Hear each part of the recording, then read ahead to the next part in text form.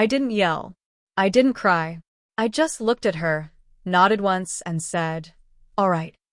She told me she didn't love me the same anymore, that someone else had taken that place, and that it was over.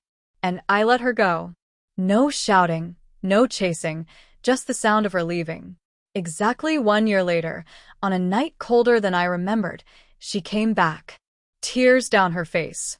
Voice trembling, asking if it was too late. And the worst part? I didn't know the answer. Before I tell you how it happened, if you've ever been left by someone you thought was forever, hit subscribe and tell your story in the comments. You're not alone. My name's Nathan, and I was married to Ella for nearly 10 years.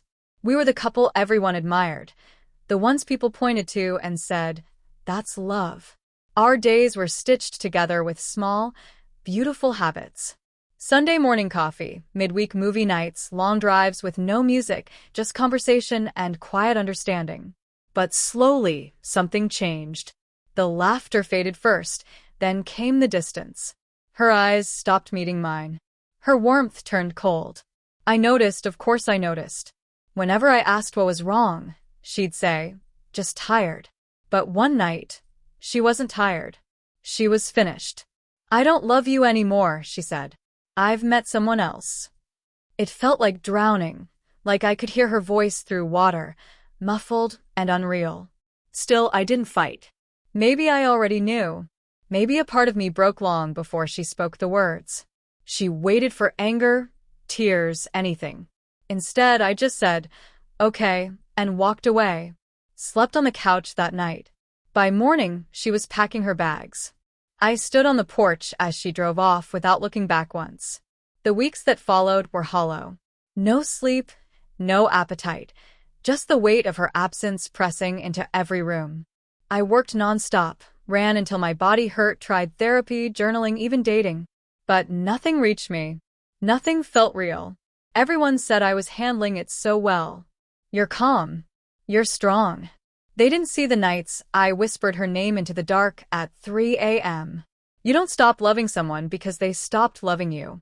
You just learn to live around the emptiness they left behind. By the 10th month, I'd stopped hoping for her name on my screen. I started moving again, clumsily but forward.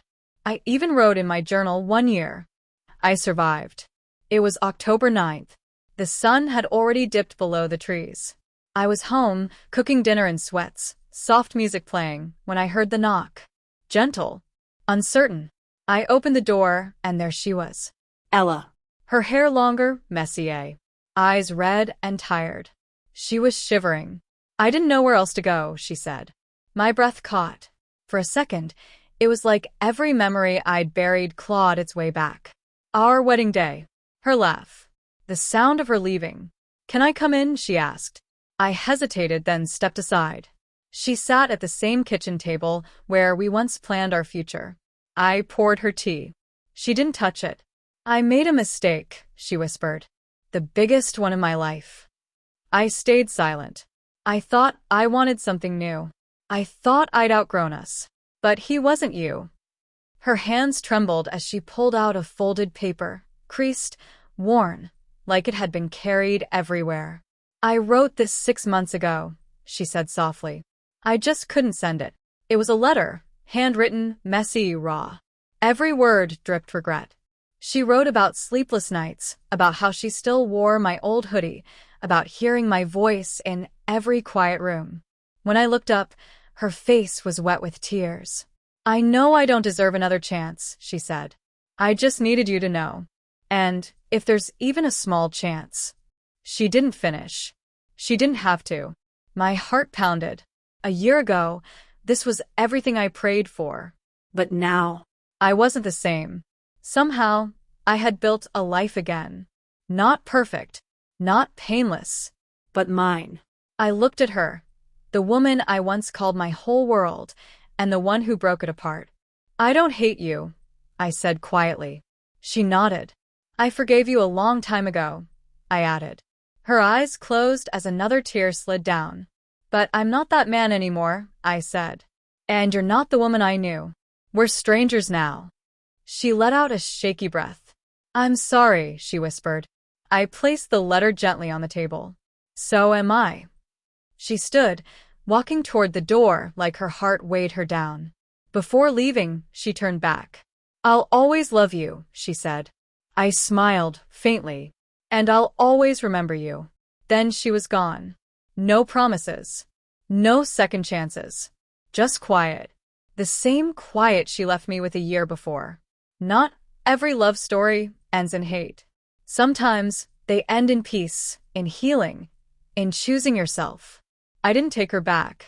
Not because I stopped loving her, but because I finally learned how to love myself more. If you've ever been left behind, don't stand at the door forever. Live. Heal. Rebuild. Because one day they might come back. But by then, you might not need them to. If this story spoke to you, hit that like button, share your story below, and don't forget to subscribe for more real stories, real heartbreaks, and real healing.